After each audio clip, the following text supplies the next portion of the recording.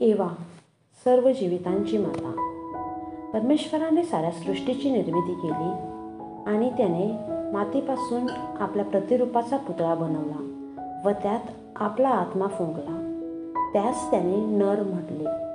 हाच आदाम म्हणजे आदिमानव. मग परमेश्वराने पाहिले की नर एकटा असणे योग्य नाही, म्हणून त्याने नरास गाढ निद्रा आणली व त्याची फाळसई काढून तिच्यापासून नरास अनुरूप अशा मला निर्माण केली. मला जेव्हा आदामकडे नेण्यात आले तेव्हा त्याने मला नारी म्हटले, नरापासून निघालेली नारी. मलाच तुम्ही एवा म्हणूनही ओळखता. एवाचा अर्थ सर्व जीवितांची माता. मला परमेश्वराने सर्व जीवितांची माता होण्याचा मान दिला, सर्व सजीव सृष्टीवर अधिकार दिला आणि फलद्रूप व्हा, बहुगुणित व्हा, पृथ्वी व्यापून टाका असा आशीर्वाद दिला आणि सांगितले, बागेच्या मध्यभागी असलेल्या ज्ञानवृक्षाचे फळ खाऊ नका, खाल तर मराल. आमच्यासाठी एदेन बागेत दुधामधाचे प्रवाह वाहत होते. सर्व काही विपुल प्रमाणात होते, कशाचीही कमतरता नव्हती. खुद्द परमेश्वर आम्हाला भेटण्यासाठी, आम्हाला काय हवे नको ते पाहण्यासाठी रोज आमच्याकडे येत असे. आम्हाला अजून काय हवे होते? सर्व सुखसोयी आमच्या पायाशी लोळण घेत होते. मग आम्ही कशाला जातो त्या ज्ञानवृक्षाकडे? पण हेच नेमके त्या सैतानाला नको होते. आम्हाला मिळालेला मान त्याच्या नजरेत खुपत होता. जी जागा त्याची होती ती त्याच्या अहंकारामुळे परमेश्वराने आम्हाला देऊ केली होती. हे त्याला कसे सहन होणार? आणि म्हणूनच त्याने आमचा घात केला. तो रोज ह्या ना त्या निमित्ते आमच्याकडे येई व आमच्यासोबत बोलण्याचा प्रयत्न करेल, पण आम्ही त्याला भीक घालत नव्हतो. पण एक दिवस मी त्याच्याशी बोलले आणि तिथेच सर्व संपले. तेच माझे बोलणे जगात मरण येण्याचे कारण ठरले. मी त्याच्या मोहाला बळी पडले. मी ज्ञानवृक्षाचे फळ खाल्ले आणि आदामलाही दिले.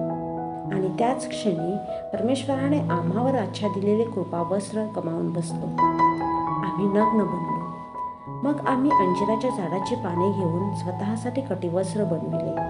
पण आम्ही विसरलो की तुटलेली पाने जास्त टिकत नाहीत. मग आमची वस्त्रे कशी टिकणार? परमेश्वराने आम्हाला नग्नावस्थेत पाहिले आणि ओळखले की आम्ही आज्ञाभंग केला आहे. त्याने आदामास विचारिले, ज्या झाडाचे फळ तू खाऊ नको अशी मी तुला आज्ञा केली होती, त्या झाडाचे फळ तू खाल्लेस काय? आणि आदामने उत्तर दिले, जी स्त्री तू मला सोबतीस दिली तिने त्या झाडाचे फळ मला दिले आणि ते मी खाल्ले. मला काय बोलावे ते सुचले नाही आणि मी सांगितले, सर्पाने मला भुरळ घातली आणि मी ते खाल्ले. आपली चूक दुसऱ्यांवर ढकलून स्वतः हात धुवून मोकळे होण्याची सवय तेव्हापासूनच सर्व मानवजातीत शिरली. मग परमेश्वराचा कोप आमच्यावर भडकला व त्याने आम्हाला एदेन बागेतून बाहेर काढले. पण परमेश्वराचे प्रेम इतके महान होते की त्याने आम्हाला तसेच वाऱ्यावर सोडले नाही.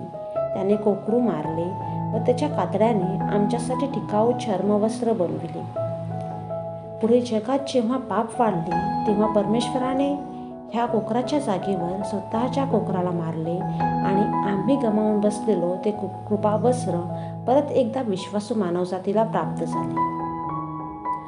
आमचे सुखाचे दिवस संपले होते.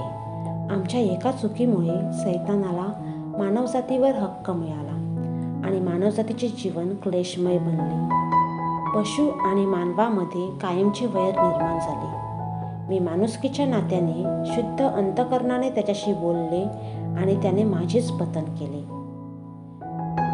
ह्या संपूर्ण घटनेतून मी एक गोष्ट शिकले की सैतानाला कधीच कमजोर समजू नये. परमेश्वराच्या मदतीशिवाय आपण कधीच त्याच्यावर विजय मिळवू शकत नाही. म्हणून सैतानाच्या जाळ्यात अडकायचे नसेल तर सैतानाला आपणापासून दूर ठेवावे.